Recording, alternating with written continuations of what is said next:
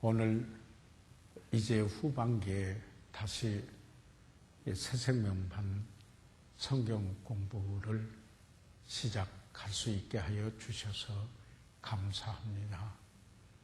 오늘 많은 비가 내리고 있지만은 우중에도 말씀을 사모하시고 모이기에 힘쓰시면서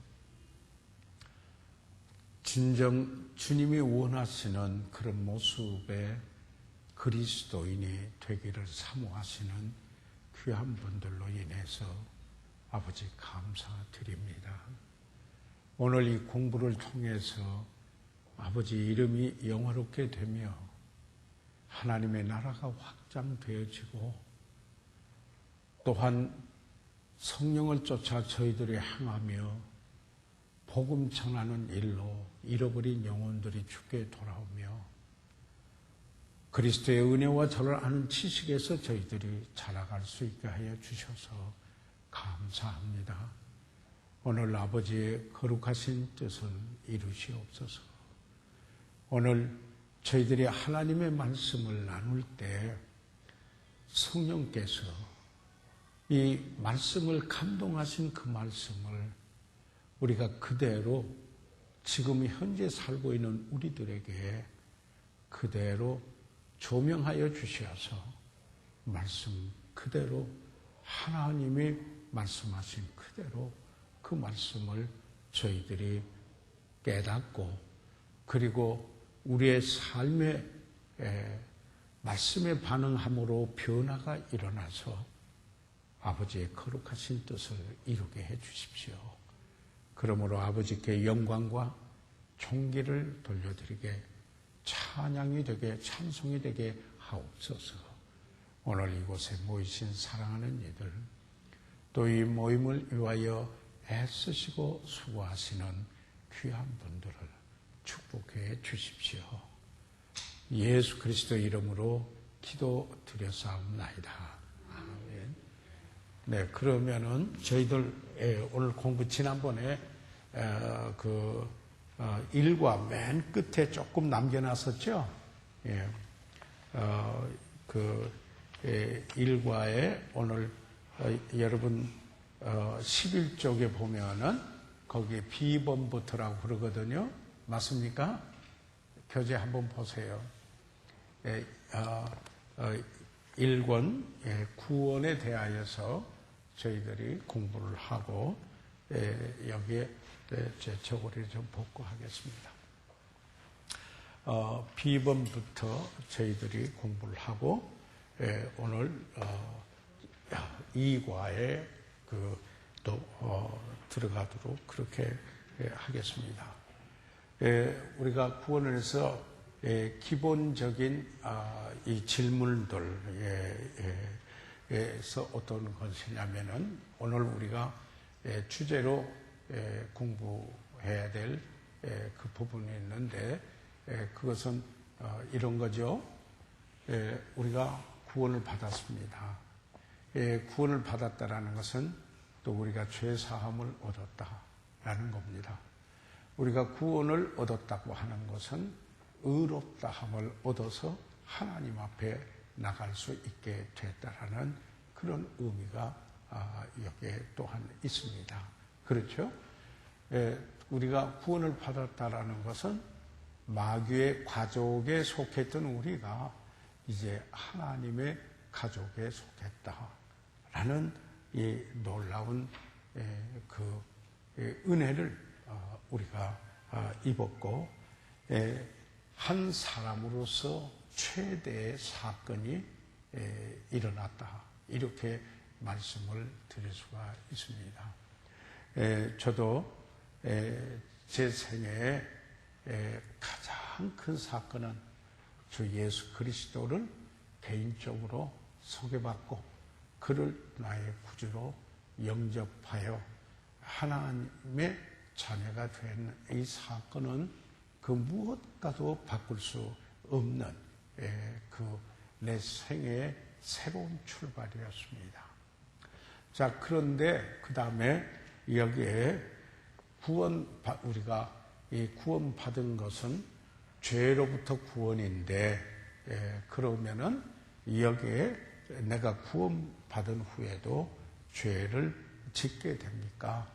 그러면은 어떻게 되는 것입니까? 라는 것을 저희들이 공부하게 됩니다. 우리가 구원을 받았지만은 구원받은 우리에게도 여전히 아직 죄성이 있다라는 것을 저희들이 그 성경에서는 이야기하고 있죠. 죄성이 아직도 죄된 성품, 이렇게 차라리 이렇게 하는 게 더 좋을 거예요. 죄된 성품, 타락된 성품 있다라는 사실입니다. 그래서 우리가 구원의 세 가지 시제가 있죠. Three tenses. 세 가지 그 시제가 있습니다. 세 가지 시제가 있는데요. 텐스 세 가지 시제가 있는데 과거, 두 번째 현재, 그리고 또 세 번째 미래가 있다. 그랬는데 이것은 죄 형벌로부터 구원을 받았다. 그런데 현재는 죄의 권세로부터 구원을 받고 있는 삶. 왜요? 죄성이 있어서 죄를 질 수 있는 가능. 죄를 져도 좋다 그런 게 아니고 죄를 질 수 있는 가능. 미래는 무엇을 말하는가? 이제 전혀 죄가 들어올 수 없는 죄 자체로부터 presence of sin로부터 우리가 구원을 받는다. 그리스도께서 오실 때 그렇게 된다는 것을 봤습니다. 그래서 로마서 7장 25절에 지난번에 봤지만 잠깐 언급하고 비번부터 보려고 그러는데요. 보시죠. 같이 한번 읽어보시죠. 시작. 우리 주 예수 그리스도로 말미암아 하나님께 감사하리로다. 그런즉 내 자신이 마음으로는 하나님의 법을, 육신으로는 죄의 법을 섬기는노니라. 다시 말해서 사도 바울도 구원받고 난 그에게 갈등이 있었습니다. 구원받은 그가 속사람으로는 하나님의 법을 여기에 사모하고 섬기지만은 그에게 죄성이 있어 여기에 말해서 육신은 여기에 성경에서 flesh, 죄성, 타락된 성품을 이렇게 묘사하고 있습니다. 그래서 죄의 법을 섬긴다. 이 말은 뭐냐면 죄를 짓고 싶어서 짓는 게 아니고 죄를 짓게 되는 이런 일이 있다라는 데서 하나의 법칙을 이야기하고 있는 겁니다. 하나의 법칙을 이야기하고 있습니다. 자, 그러면은 저희들 B번으로 와서 여기부터 이번에 시작인데요. B번에 와서 보면은 자, 같이 한번 읽어보시겠습니까? B번 시작. 내가 범한 죄가 하나님 아버지와의 관계에 어떤 영향을 주게 됩니까? 자, 그러면 아까 말씀드린 대로 우리는 죄로부터 구원이거든요. 구원이라고 하면은 죄로부터 구원입니다. 그러면은 우리가 구원받고 가고 나서 죄를 짓게 됐을 때는 어떻게 합니까? 라고 하는 이런 문제입니다. 여러분, 우리가 그 용서에 대해서는 두 가지 측면이 있습니다. 하나는 judicial forgiveness, 법적인 용서가 있습니다. 법적인 용서가 있고, 다른 하나는 relational forgiveness, 관계적인 용서가 있습니다. 관계적인 용서, 법적 용서 이거 안 해도 되겠군요. 관계적 용서 이렇게 하고 있습니다. Judicial forgiveness, 이건 relational forgiveness라고 이렇게 용서에 대하여서 두 가지 측면이 있습니다. 이 법적인 측면은 심판관이신 심판자이신 하나님 앞에서 용서받은 겁니다. 사면받은 거예요. 그건요. 전적으로 사면받은 거예요. 예. 그래서 심판. 그렇기 때문에 심판자 되시는 하나님 앞에서 정죄함이 없습니다. 그래서 우리가 지옥 가고 안 가고 하는 문제는 해결을 되고 됐습니다. 이것을 우리가 법적인 용서 또는 사법적인 용서 뭐 이렇게 이야기해요. 관계적인 용서이 아니죠. 용서는 뭔가 이제는 우리가 하나님과의 아버지와의 자녀와의 관계가 된 것입니다. 그래서 아버지와 자녀와의 관계에서 여기에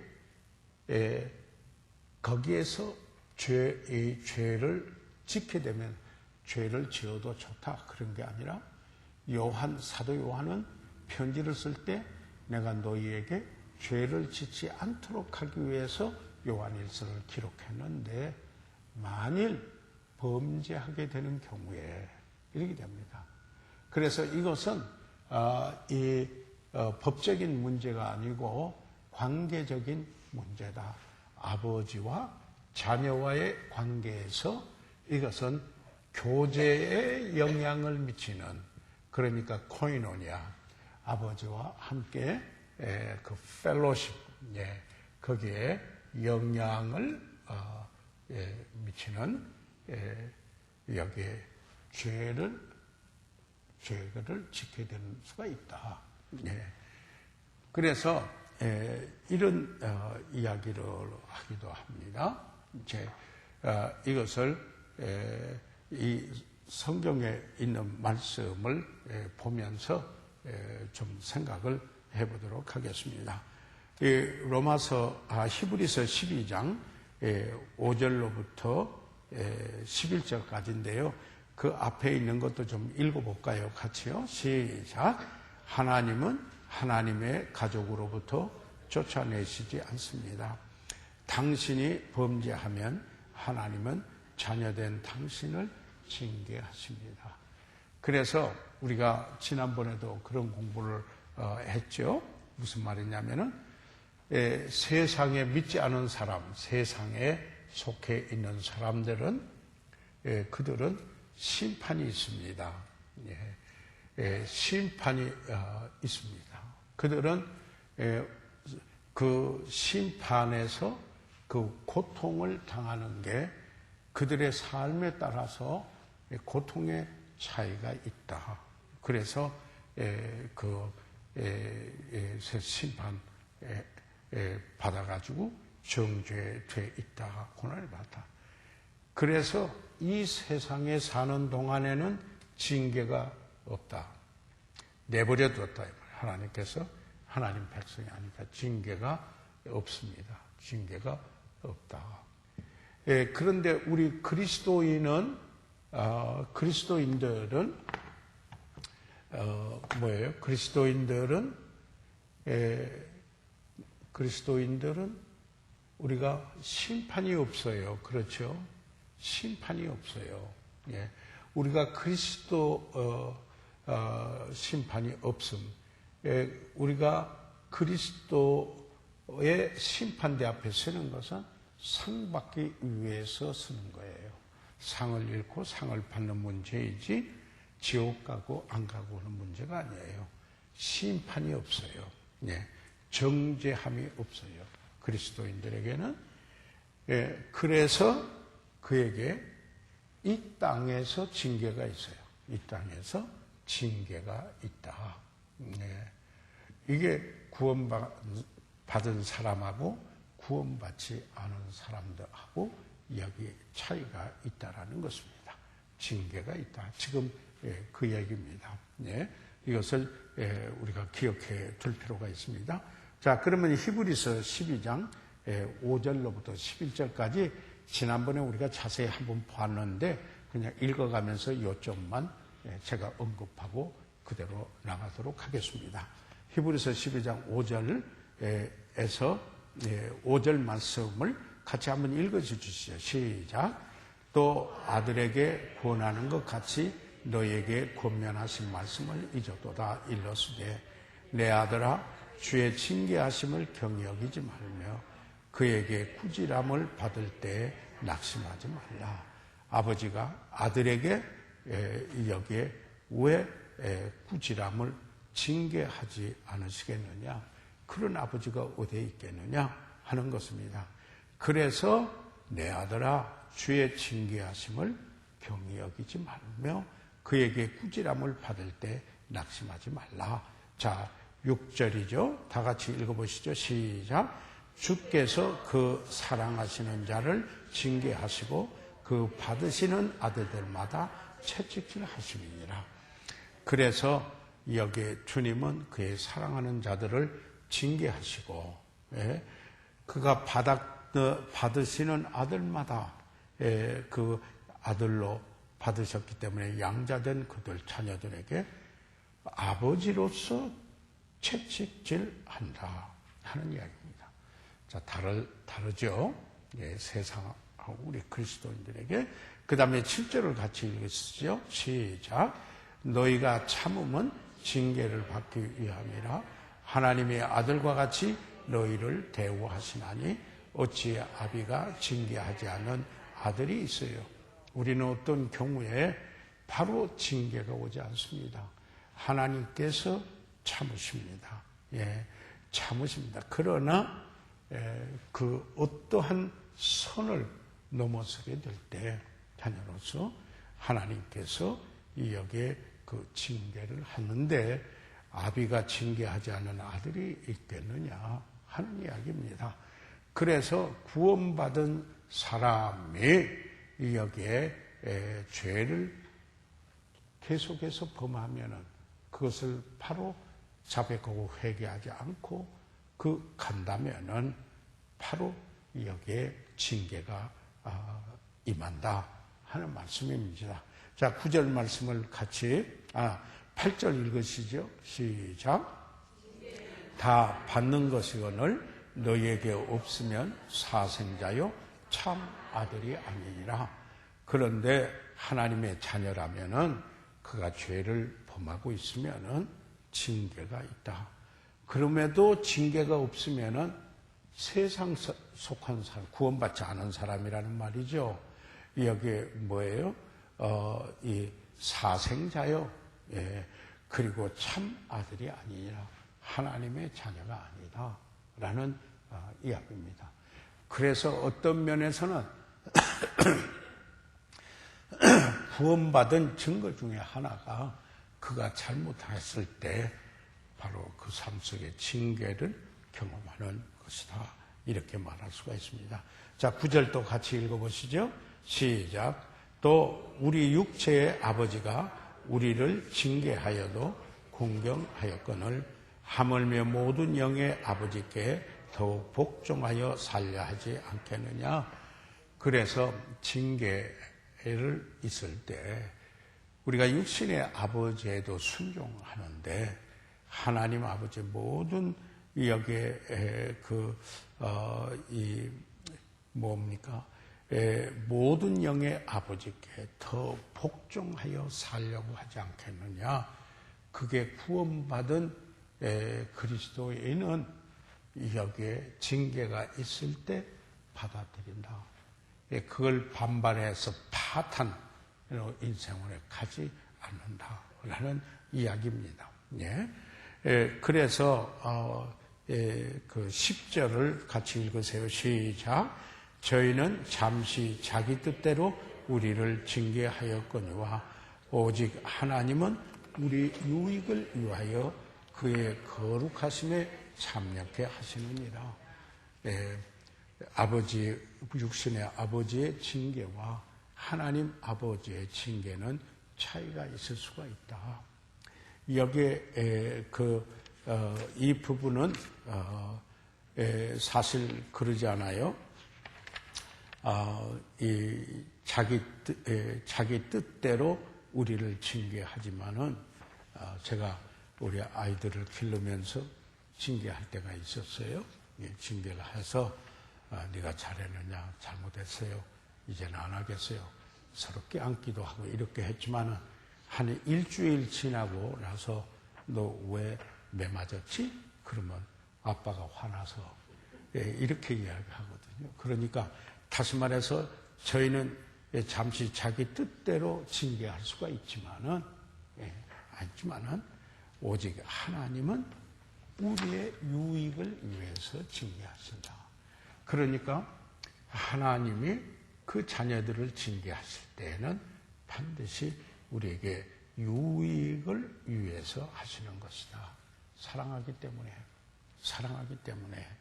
자, 그러면은 그래서 어떤 유익이에요? 거룩함. 그러니까 죄에서 분리해서 하나님 쪽으로 갈라진 거룩함. 거룩함. 여러분, 하나님은 거룩하신 하나님이에요. 여러분, 우리가 그리스도인의 삶이 구원받은 우리들이, 의롭다함을 얻은 우리들이 의의 열매를 맺을 때 하나님의 영광과 찬송이 되는 것입니다. 그와 같이 우리들의 삶 속에 반드시 그 거룩한 소원과 함께 현현되어야 되는 것이 내가 거룩하니 너희도 거룩하라 하신 하나님의 말씀대로 하나님 쪽으로 갈라진 삶을 살고자 하는 그 소원이 있고 그걸 지배를 받게 되는 겁니다. 이게 그리스도인이 된 사람들의 특징이에요. 그 안에 있는 성령이 계신다는 증거예요. 예수님이 살아계신다는 증거예요. 그런데 전혀 그런 거룩한 소원, 이것을 신적 소원이라고 그래요. Divine desire. 신적 desire, 신적 소원이라고 그러죠. 이것을 거룩한 소원. 우리에게 거룩한 소원을 두고 행하시게 해요. 거룩한 소원. 하나님 쪽으로 갈라진 삶을 살고 싶다. 이것을 다른 말로 말하면 하나님의 영광을 위해서 살고 싶다. 하나님의 아름다움과 거룩함을 나타내 보이는 삶을 살고 싶다. 그 하나님의 뜻을 이루는 삶을 살고 싶다. 라는 거룩한 소원이 신적, divine desire, 신적 소원, 거룩한 소원이라고도 합니다. 이것이 있다라는 이야기입니다. 자, 그래서 그 일에 참여케 해요. 그러면은 어떻게 해요? 유익이 있어요. 어떤 이 거룩함에 참여하는 유익이 됐어요. 어떻게 되냐면 변화가 일어나요. 여러분, 그리스도인의 그 삶 속에 그가 끊임없이 변화를 경험해야 되는 것이 정상적으로 성장하고 있는 모습입니다. 저는 지금도 여기에 50년이 훌쩍 넘는 그리스도인의 삶과 목회 사역을 통해서 아직도 변화를 경험을 해요. 제가 아직도 이것을 이 부분은 갈 길이 멀구나. 여기 이 부분은 하나님 앞에 의뢰하고 참으로 변화되기를 바라는 이런 부분이 있는 것입니다. 꼭 있습니다. 그러니까 우리가 절대 이 일에 대해서는 나는 이만큼 됐다 이런 거 없어요. 이런 거 없어요. 우리가 참 그래서 이런 말이 있어요. 나이를 먹어가면은 어린아이로 되돌아가든지 아니면은 성숙한 아름다운 모습으로 변하든지 둘 중에 하나라고 그래요. 여러분 어떤 것을 사모하겠어요? 육신의 소욕대로 놔두면은 까다로운 노인이 돼요.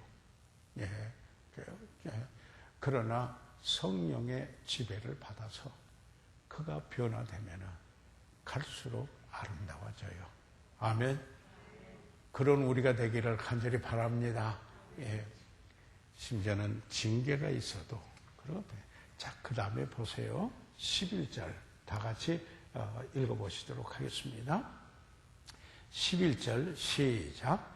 무릇 징계가 당시에는 즐거워 보이지 않고 슬퍼 보이나 후에 그로 말미암아 연달한 자에게는 의의 평강한 열매를 맺나니.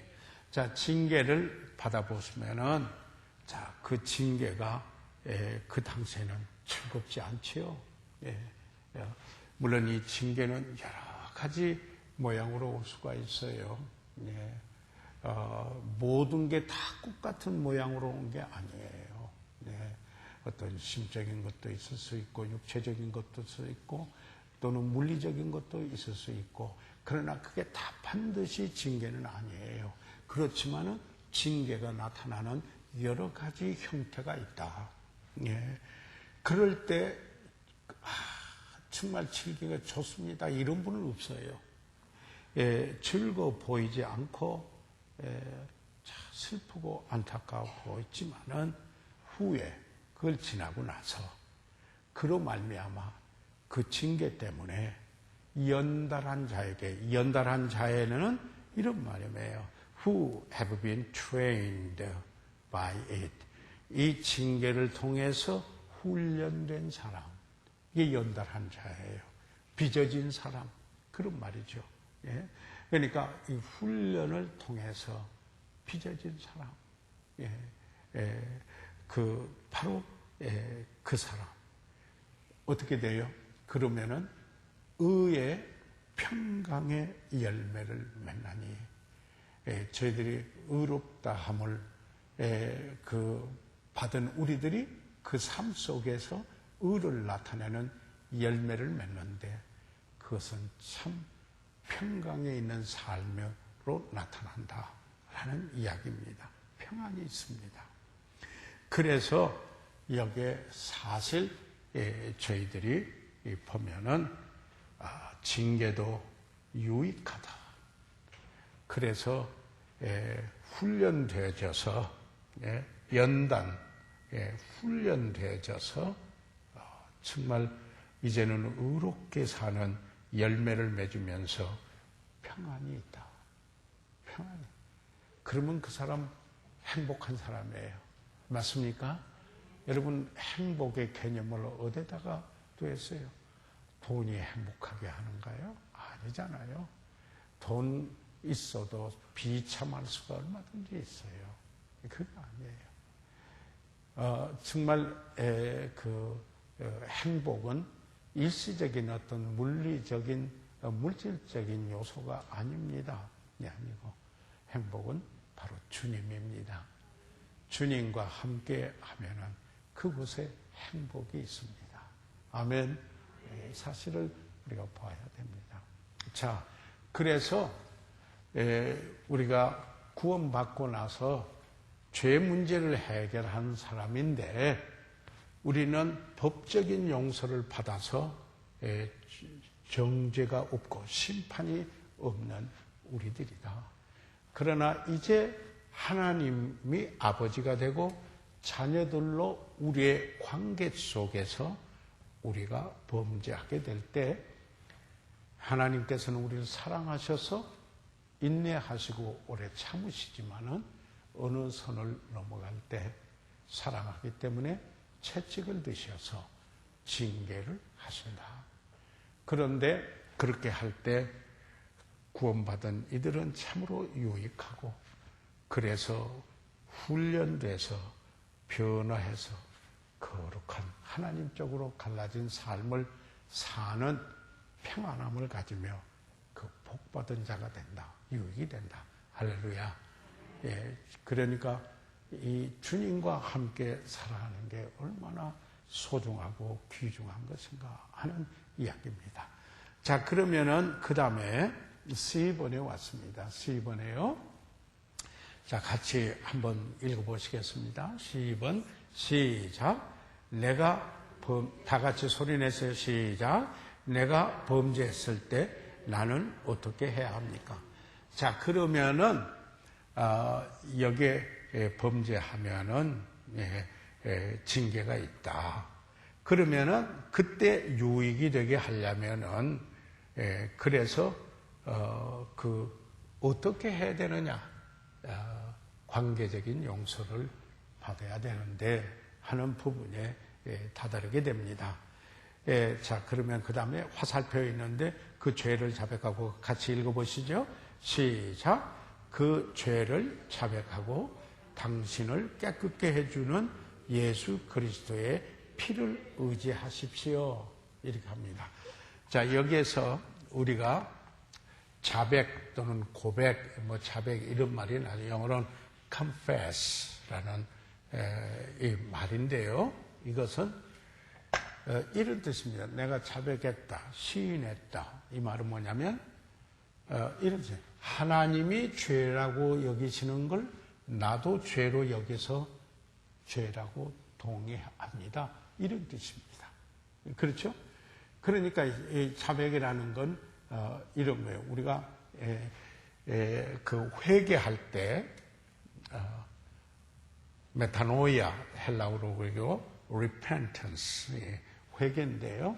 회개할 때 우리가 지, 정, 의 그 이제 인격적이라는 걸 이야기를 하죠. 사람에게 있는 것은 이건 뭐냐면 죄라는 것을 인지하는 거야. 아는 거야. 아니, 그게 죄다.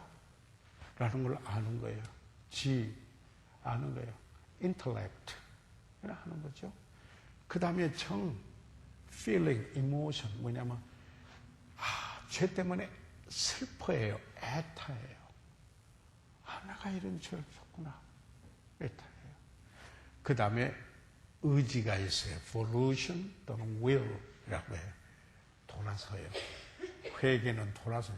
그 죄를 버리는 거예요. 버리는 거예요. 그래서 죄 속에 여기에 신학적으로 설명을 한다면 성경에서도 이게 다 나와요. 신학적으로 설명을 한다면은 그게 죄라는 것을 깨달아요. 그러면 이 죄에 대하여서 마음이 상해요. 애통해하여. 그래서 애통해하는 자는 복이 나니. 그러네. 다른 사람의 죄 때문에도 애통할 수도 있고 자기 죄 때문에도 애통할 수도 있어요. 그래서 어떻게 해요? 이제는 탕자가 돼지굴에서 나와서 아버지에게 오듯이 돌아서는 거예요. 그걸 버리는 거예요. 버린 것이 있어요. 이게 후회가 돼요. 자, 우리가 이 죄를 이것은 우리가 구원받았을 때 근본적인 회개죠. 회개인데 우리가 동일한 게 하나님의 자녀로서 우리가 죄를 짓게 되었을 때 우리가 죄를 자백한다. 만일 우리가 우리 죄를 자백하면 했을 때 confess라고 하는 말이 동의한다. 같이 생각하고 동의한다. 이런 뜻이에요. 이런 뜻이에요. 자, 이것을 생각하고 자, 우리가 여기 요한일서 1장 6절로부터 읽어가면서 함께 보도록 하겠습니다. 예. 자, 그러시면은 여기 6절에 있는 말씀 다 같이 읽어보시죠. 시작. 만일 우리가 하나님과 사귐이 있다 하고 어두운 가운데 행하면은 거짓말을 하고 진리를 행치 아니하는거니와. 자, 보세요. 우리가 하나님과 사귐, 펠로십이죠. 하나님과 펠로십. 여러분, 하나님이 우리를 구원해 주신 목적 중에 하나가 교제하도록 구원해 주셨어요. 하나님과의 교제예요. Fellowship with God. 그 아들 안에서 여러분 이거 하셔야 돼요. 그래서 여러분이 하나님과의 그 임재하심을 경험하는 하나님과의 교제가 없다면은 구원의 목적대로 살고 있는 게 아니에요. 그렇지 않아요? 예. 내가 하나님을 만났다. 경험하지 않아요. 예? 여러분 예배 드릴 때 예배가 그런 거 아니에요? 여러분이 기도하실 때가 그런 거 아니에요? 여러분 하나님 말씀 묵상하고 상고할 때가 바로 그런 거 아니겠습니까? 하나님과의 교제. 여러분은 하나님과의 교제에 한번 생각해 보세요. 여러분이 어떤 훌륭한 분하고 교제를 하고 나서 감동을 받았어요. 참 감격스러워요. 그렇다면 하나님과의 교제는 어떠하겠습니까? 그래서 이 하나님과의 이 교제를 위해서 우리를 구원해 주셨다. 하나님이 하나님의 형상대로 지음을 받은 우리들이 죄 문제로 하나님과 분리되어 있는데 하나님과의 관계를 회복시켜서 구원받아 여기에 하나님과 교제하고 사는 자가 되도록 하기 위해서였다. 여러 가지 측면이 있지만 이런 한 측면이 있다라는 이야기입니다. 그래서 그런 데 있다고 하고 어두운 가운데 행하면 여기에 어둠이라는 건 우리가 성경에 보면 어둠의 개념을 이렇게 보세요. 우리가 구원받았을 때 이렇게 말하고 있어요. 어두움에서 빛으로 그렇게 말하죠. 어두움에서 빛으로 이렇게 이야기를 합니다. 그거는 뭐냐면 하나님을 모르는 세계가 깜깜한 어두움의 세계예요. 그런데 하나님을 아는 세계는 빛의 세계예요. 그런데 그래서 이 어두움의 세계는 범죄하는 세계예요. 그래서 여기에 빛의 나라는 그리스도의 그 사랑의 아들의 통치를 받는 그곳에는 거룩함이 있는 의의 열매를 맺는 바로 빛의 세계예요. 그게 다르잖아요. 그래서 우리가 여기에 말한 대로 하나님과 나는 교제하고 있다. 이렇게 하면서 어두운 가운데 행하면 다시 말해서 죄를 짓고 있다면 그런 거 아니겠어요? 그 부분에 하나님을 없는 것 같이 모르는 것 같은 삶을 살고 있는 어두움의 그런 것에 처하여 있는 삶이라면 거짓말 하겠다. 뭐가 거짓말이에요? 내가 하나님과 교제한다라는 게 거짓말이란 말이지. 무슨 말인지 이해가 되십니까? 여기에 요한 1서는 구원받은 하나님의 자녀들에게 보낸 서신이에요. 그런데 그 서신 중에 하나가 왜 목적 중에 하나가 뭐가 있냐면은 죄를 짓지 않도록 하는 게 있어요. 그 하나님의 자녀가. 그뿐만 아니라 그 자녀가 확신을 가지고 살도록 요한일서를 기록한 이런 목적들이 여기에 있습니다. 그래서 거짓말을 하고 진리를 행치 아니하느니와 그러니까 오히려 하나님과 사귐이 있다고 하는 게 거짓말이고 진리를 향하여서 그래서 이 빛은요 이렇게 몇 가지 있습니다. 하나님을 아는 세계, 그 하나님을 아는 것, 그거 있죠. 그 다음에 그 진리의 의미가 있어요. 그러니까 말씀으로 등불 뭐 이렇게 나오고 있죠. 그리고 어떤 의미에서 빛이 있는데 생명이 있어요. 생명이 있다라는 증거이기도 해요. 아까 어두움, 하나님을 모르는 세계, 그렇죠? 거기에는 죄가 통치하고 난무하는 세계, 그렇겠죠? 거기에는 생명이 없고 사망이 있어요. 그래서 사망에서 생명으로 옮겼다. 이게 어두움의 의미였어요. 어두움이라고 할 때 성경에서 이런 개념을 가지고 있다라는 것을 여러분 보시면서 그 성경을 읽으면은 하나님 말씀에 감동받을 수밖에 없어요. 귀염이에요. 그래요. 이제 이번엔 백내장 수술을 했어요. 오늘 이제 오른쪽에 실밥 뽑으러 가야 돼요. 병원에요. 실밥 뽑으러 가는데 보지 않고 눈을 감고 좀 쉬어야 돼요. 예. 그런데 하나님 말씀 보고 준비하고 보면은요, 하나님 말씀이 그렇게 감격스러워서 눈을 또 감았다가 떴다 하면서도 그거 보고 싶은 거예요. 보고 싶은 거예요.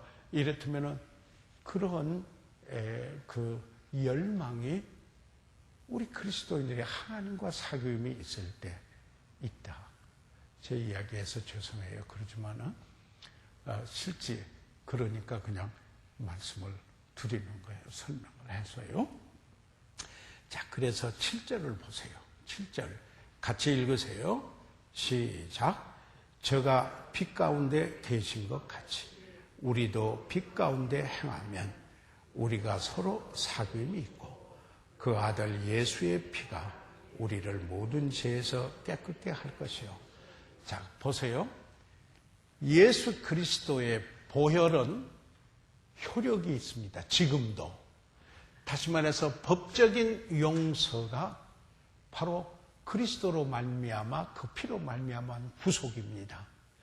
그런데 관계적인 용서의 바탕이 되는 것도 예수님의 흘리신 보혈 때문이라는 것입니다. 그것이 효력을 있어요. 그래서 우리가 찬송할 때 보혈의 능력, 보혈이 뭐냐? 보배로운 피, 그 말 아니에요? precious blood. 그 피의 예수님의 피야. 아직도 효용이 있어요. 아직도 효용이 있어요. 그래서 우리가 우리 죄를 자백하면은 깨끗게 돼요. 그 예수님의 그 사건 때문에 여기는 클린스에서 현재형으로 되어 있어요. 현재형으로요. 그래서 여기에 우리가 저가 빛 가운데 계신 것 같이 우리도 빛 가운데 행하면 하나님이 빛이시잖아요. 그분이요. 그리고 진리의 말씀 생명이거든요. 그래서 그분이 그 가운데 계신 것처럼 우리도 빛 가운데서 행하면은 생명으로 그분이 주신 생명으로 진리의 말씀에 따라서 우리가 살면은 다시 말해서 여기에는 죄가 있듯이 거룩함, 이쪽은 거룩함 이런 게 있잖아요. 그렇게 하면은 우리도 빛 가운데 행하면 우리가 서로 사귐이 있고 여기에 줄을 하나 그어놓으세요. 우리가 서로 하나님과의 교제가 있고 그리고 우리가 서로 간에 교제가 있는 것도 이런 거예요. 한편에서 어두운 가운데 행하는 일을 하면은 교제가 안 돼요. 교제하지 말라 이런 거예요. 그분들에게 권면해서 그러나 모든 것을 잘 나누면서 여기에 교제라면 코이노니아, 펠로십도 되고 쉐어링, 나눔도 되고 파티스페이팅, 참여하게 돼요. 그분의 삶 속에 입혀야 돼요. 만약에 빛 가운데 행하지 않으면은 우리가 서로 교제가 안 되는 거예요. 그걸 이용하면 안 돼요. 그걸 이용하면 안 돼요. 그러나 그 실체가 뭔가를 알아야 돼요. 알아야 돼요. 그래서 정말 교제가 되어지도록 항상 이것은 빛 가운데서 행할 때 하나님 말씀 진리 가운데 행할 때 그럴 때 막힘이 없는 교제가 되어지면은 철이 철을 날카롭게 하는 것처럼 친구가 그 친구의 얼굴을 빛나게 하려고 그랬어요. 우리 그리스도인의 삶이 그래서 빛나게 되는 거예요.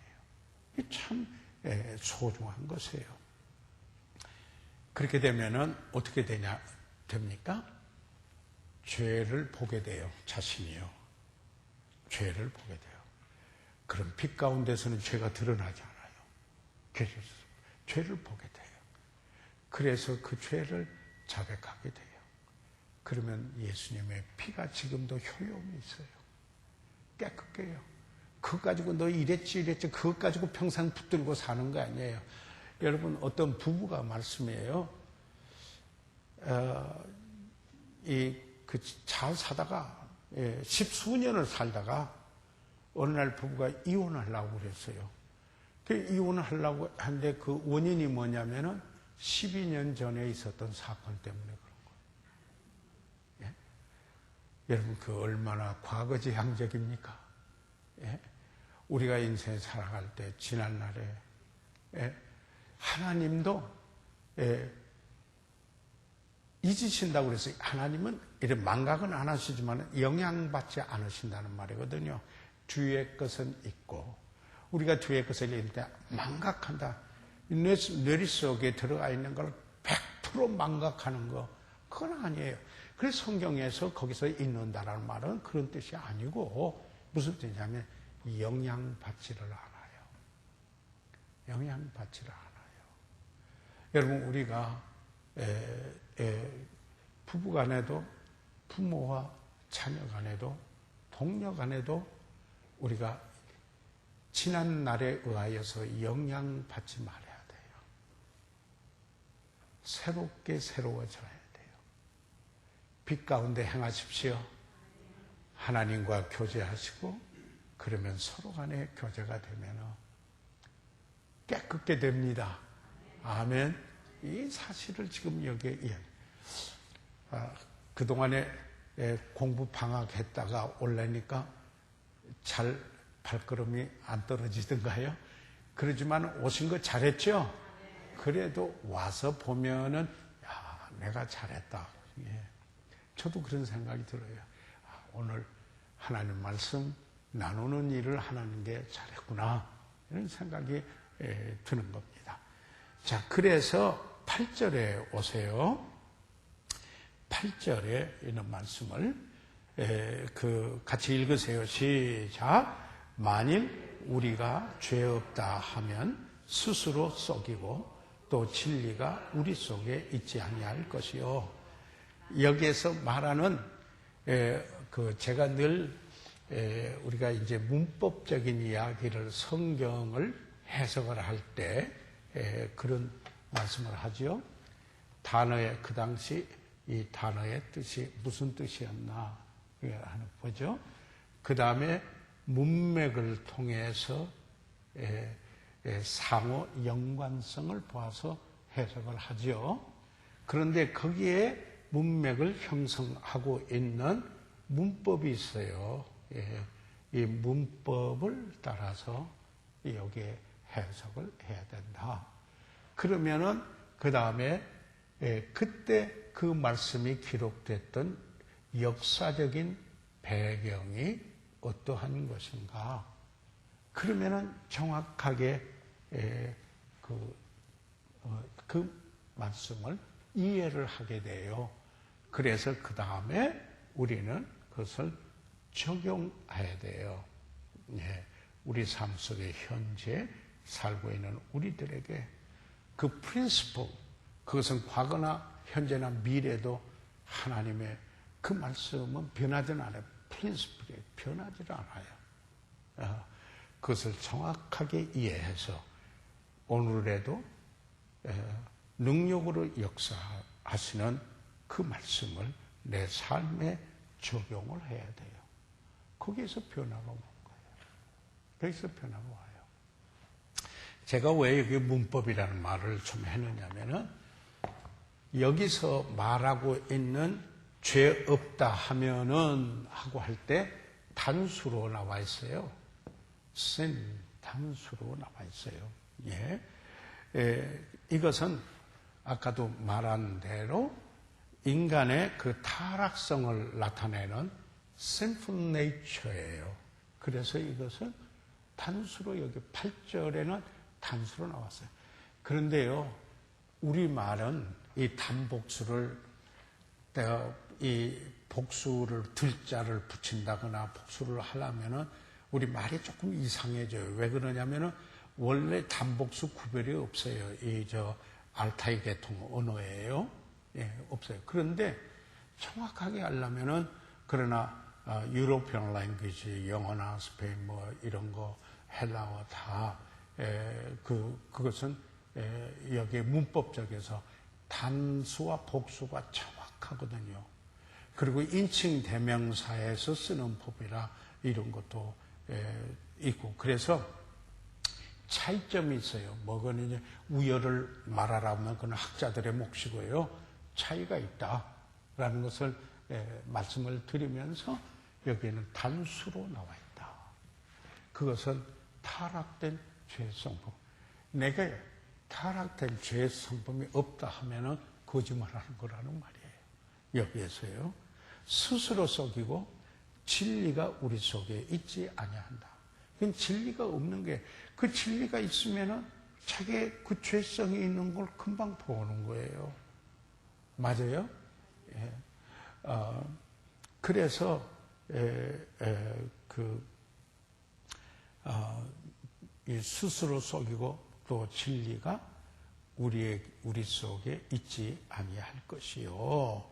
자, 그러면 그 다음에 9절이 나와요. 9절 보세요. 9절 다 같이 읽으세요. 시작. 만일 우리가 우리 죄를 자백하면 저는 미쁘시고 의로우사 우리 죄를 사하시며 모든 불의에서 우리를 깨끗게 하실 것이요. 그런데 여기에서 이 뭐예요? 만일 우리가 우리 죄를 자백하면 할 때 여기서 죄는 센스예요, 복수예요. 센스, 복수예요. 예? 복수예요. 그러니까 8절은 죄성을 말해요. 그런데 9절은 그 죄성으로 말미암아 범한 이 여기에 다른 말로 말하면 일본 이런 말을 쓰는 부분도 있어요. 저는 잘 쓰지는 않지만 자범죄다. 예, 이렇게 돼요. 이 죄를 그래서 그 죄는 여기 어떻게 해요? 자백하면은 구체적인 자백을 해요. 이걸 자백을 해요. 아까 그랬죠? 지정의에서 그게 죄다. 그래서 그 죄를 안타까워하고 그래서 그 죄를 버리고 돌아선다. 하나님이 죄라고 하나님이 죄를 미워하니까 나도 미워하고 하나님이 버리라 하니까 나도 버리고 하나님이 돌아서라 하니까 나도 돌아선다. 이게 자백의 능력이에요. 동의하는 거예요. 하나님과 동의하는 거예요. 그래서 하나님이 이게 죄입니다라고 하는 거예요. 그렇게 되는 거예요.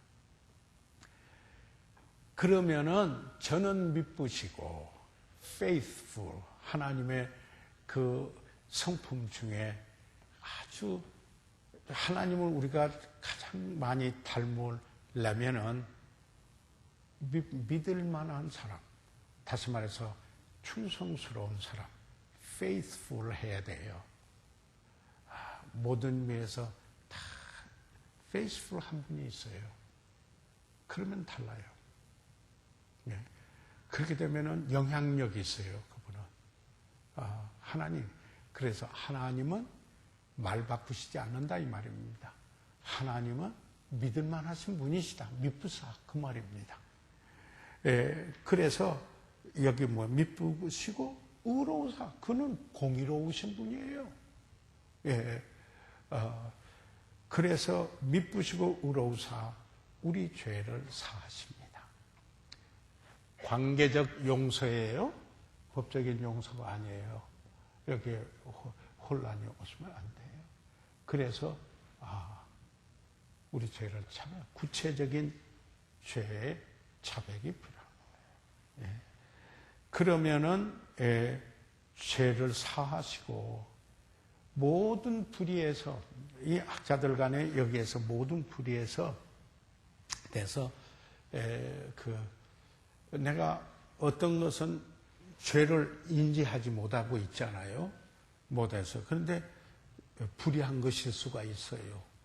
그런데 우리 죄를 내가 자백을 하면은 그 불의한 것에서도 깨끗게 한다. 그러니까 그 자백은 깨끗함과 같이 된다 이 말이죠. 이게 있다는 거죠. 그래서 하나님과의 관계 속에서 깨끗해지는 거예요. 이렇다면 막히는 게 없다. 예, 참 이 구절의 의미가 대단합니다. 예, 그래서 10절에 있는 말씀을 같이 읽어보시도록 하겠습니다. 10절에 다 같이 시작. 만일 우리가 범죄하지 아니하였다 하면 하나님을 거짓말한 자로 만드는 것이니 또한 그의 말씀이 우리 속에 있지 아니하니라. 우리가 그래서 우리 삶 속에 나 죄 없어, 그래서 죄진 적도 없어 라고 만약에 누가 말한다면은 이건 진짜 거짓말이라는 겁니다. 예? 하나님을 거짓말한 자로 만드는 거라는 겁니다. 맞아요? 의인은 없나니 하나도 없나니라. 모든 사람이 죄를 범하였음에 하나님의 영광에 이르지 못하더니 라는 것입니다.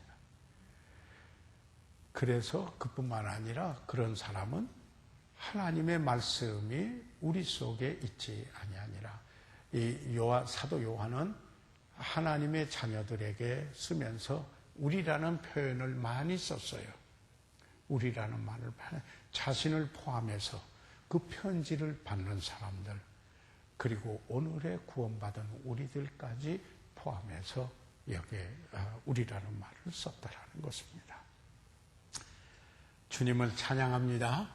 그래서 우리가 법적인 용서를 받은 우리들이 관계적인 용서를 우리 그리스도인의 삶 속에서 경험하게 된다는 겁니다. 그래서 깨끗함을 가지고 하나님 아버지와의 교제 속에 저희들이 있게 됩니다. 그 구원의 목적이에요. 참 놀라운 것입니다.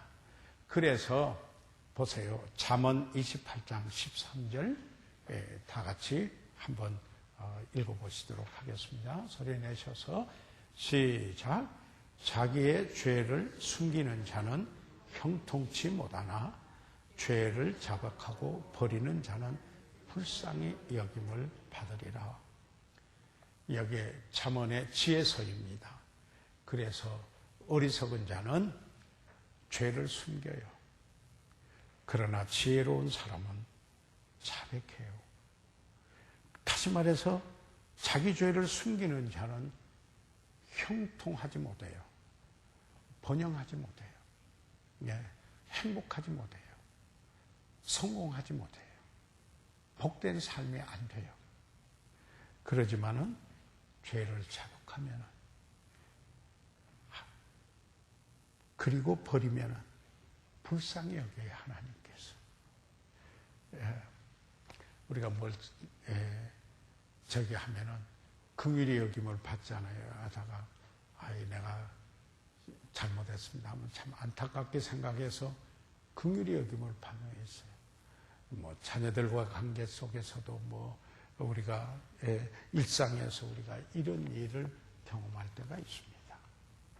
그래서 우리가 이 자백은 회개는 이런 게 있습니다.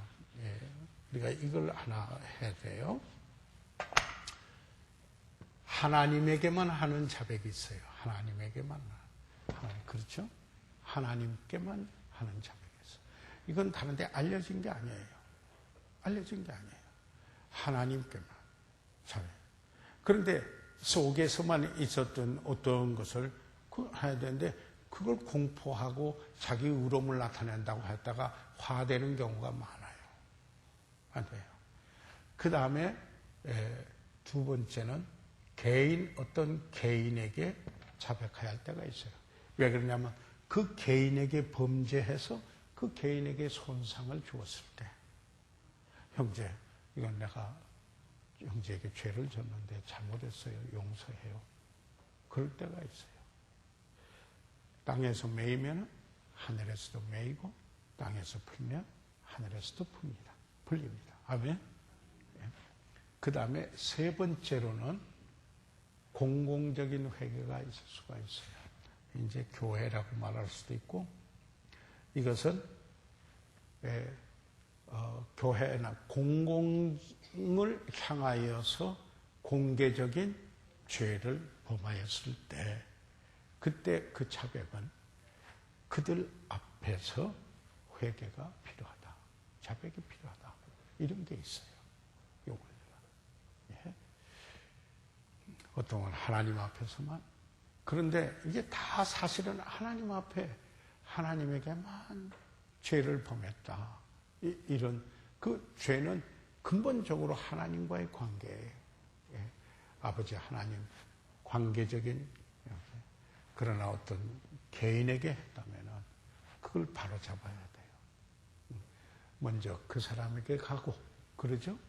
그래서 말을 듣지 않으면 두세 사람이 같이 가고, 그래도 말을 안 들으면은 교회에 말하고, 예수님께서 이렇게 순서를 했는데, 그건 개인적인 것에서도 이것은 역으로 자기가 범죄했을 때에도 바로 하나님에게만 자백할 문제, 어떤 개인에게 해야 되고, 어떤 교회, 공동체, 공공적으로 해야 될 문제.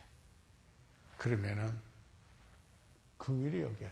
여러분, 정치 세계에 비정하는 것은 절대로 죄를 안 졌다고 해야지, 죄만 졌다고 하면은 그 망해요. 그죠? 이게 세상의 원리예요. 세상의 원리. 참, 대선을 두고 하나 보니까 이건 진짜, 뭐 그런 검증들은 필요해야 되겠죠. 해야 되겠는지 어쩐지 모르겠습니다만은 이건 진짜, 살맛없는 세상이에요. 그러잖아요. 여러분 그런 데서 그런 일을 하고 살고 싶으세요? 그러진 않아요. 우리 그리스도인들이 어떠한가? 우리는 세상에 감동을 줘야 돼요. 예, 돼야 돼요. 그래서 저희들 일과를 마무리했어요. 일과를 마무리했거든요. 그래서 이제 2과에